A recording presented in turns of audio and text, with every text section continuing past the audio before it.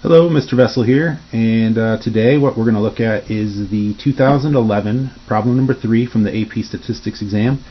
And this problem is about collecting data. Specifically, it covers the difference between cluster sampling and stratified sampling, and it's a really interesting task. So we're going to look at this one today, and hopefully this will help review the concepts of sampling. And as we look at this one has an interesting display too to go with the prompt here. It says an apartment building has 9 floors and each floor has 4 apartments. The building owner wants to install carpet in 8 apartments to see how well it wears before she decides to replace the carpet in the entire building. The figure below shows the floors of the apartments in the building with their apartment numbers. Only 9 apartments indicated with an asterisk have children in the apartment. As we get this diagram, it looks like the first floor has apartment 11, 12, 13 and 14 and so on. Get the children.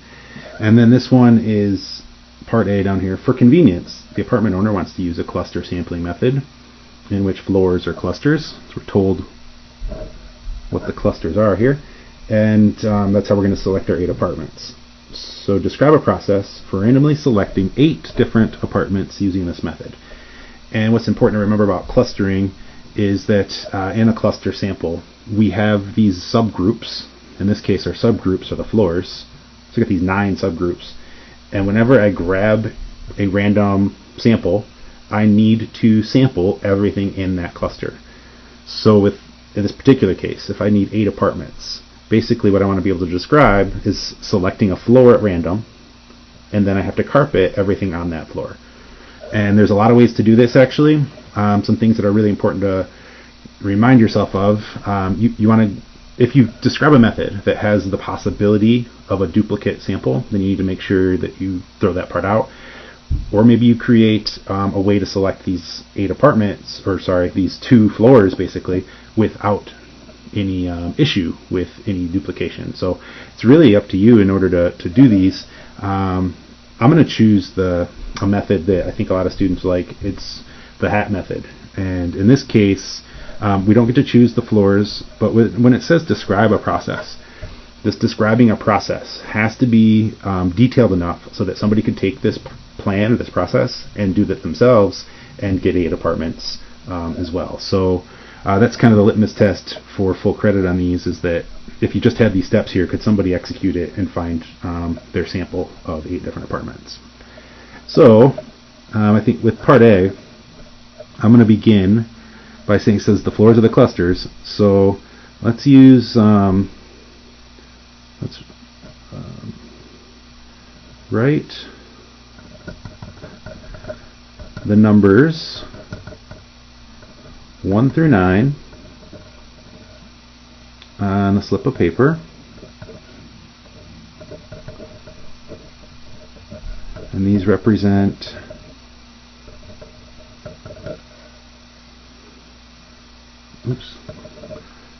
the floors. We're going to put all 9 numbers in a hat.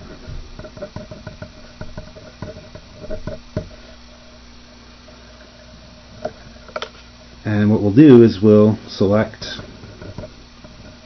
a piece of paper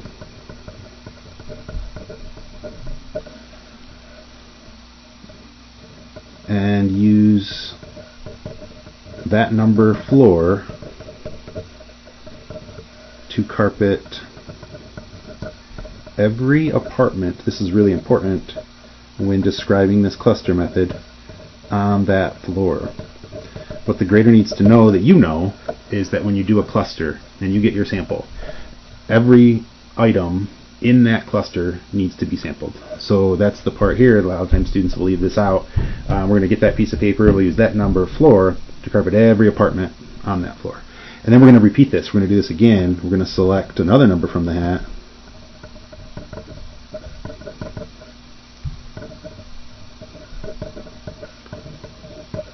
and carpet every apartment on that floor too. That will give us 8 total.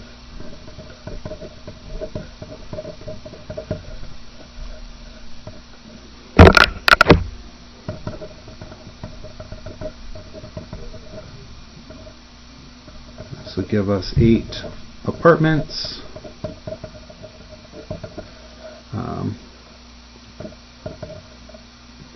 To collect data. And while we have this method for clustering, what I think is kind of a nice contrast to that is in part B, it gets into the concept of the stratified selection. So it mentions here an alternative sampling method would be to select the stratified random sample of the 8 apartments, where the strata are apartments with kids and apartments with no kids. A stratified sample of size 8 might include 2 randomly selected apartments with children and 6 randomly selected apartments without kids. In the context of this situation, give one statistical advantage of selecting such a stratified sample as opposed to a cluster sample, the 8 apartments, using the floors as clusters.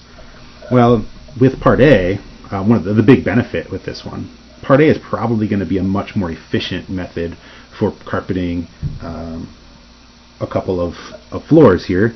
Let's say the number 3 comes up. Carpeting every apartment on this floor could be easier than if you're carpeting one apartment on 8 different floors. That could be a little bit more difficult to do. That's just my inference on that.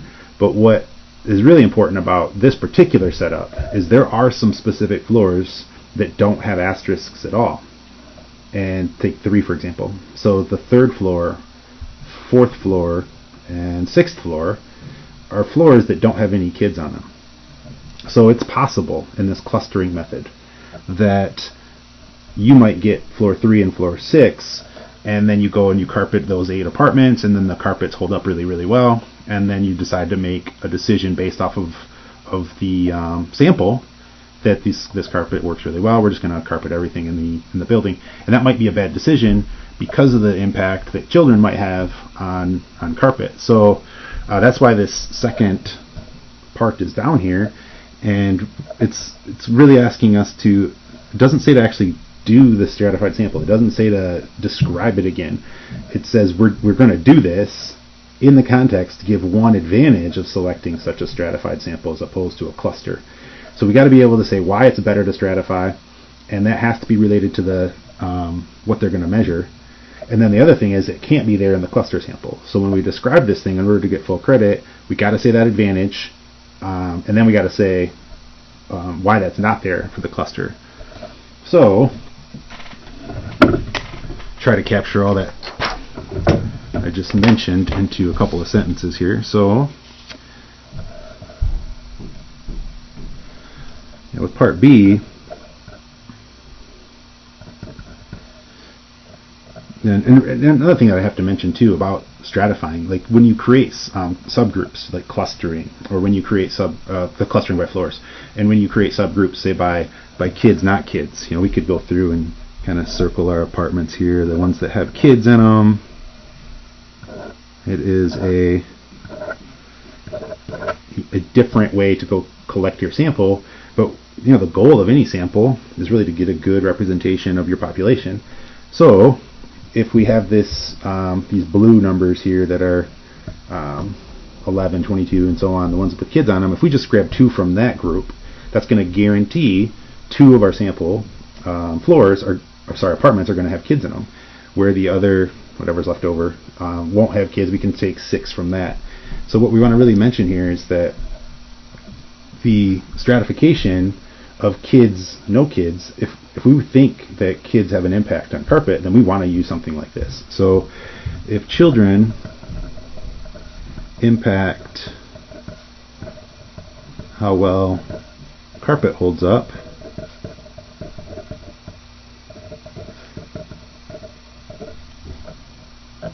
then stratifying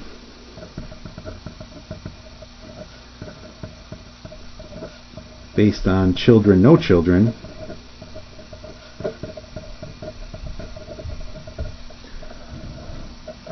will be an advantage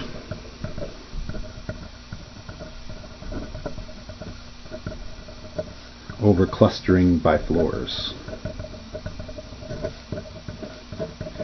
What I want to mention here is what clustering could do. So it's possible that this works out fine, by the way. If I happen to get like a 6 and a 9, then I have 2 apartments with kids and 6 without. I mean, that might just happen, but I'm leaving it to chance. If I stratify, that doesn't happen. I'm guaranteeing 2 apartments with kids and 6 without. So clustering could give a sample with no children in the apartments.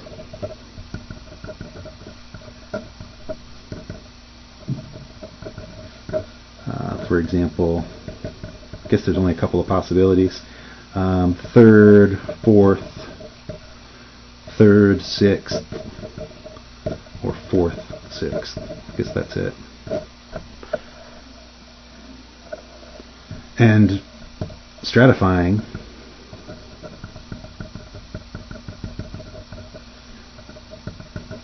will guarantee, I just misspelled it, will guarantee a sample with 2 apartments with kids.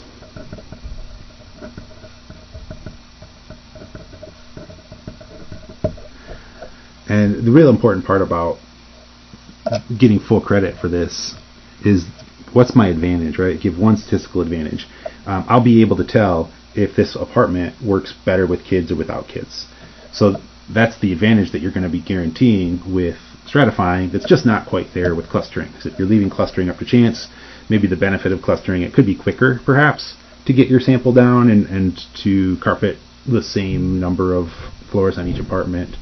Sorry, same number of apartments on each floor, but it might not be a great sample, just because you might end up with a situation where you don't really know how well your carpet holds up, and you really want to know if kids have an impact on this carpet. So we got to make sure that we have that in our write-up here, that this stratifying by children is going to be an advantage, because we'll be able to tell if this carpet holds up with kids in it or not. So that was the number 3 from the AP Stats exam in 2011. Hope you found that informative and helpful, and I wish you luck, and hopefully this helps you study for more AP statistics. Thanks.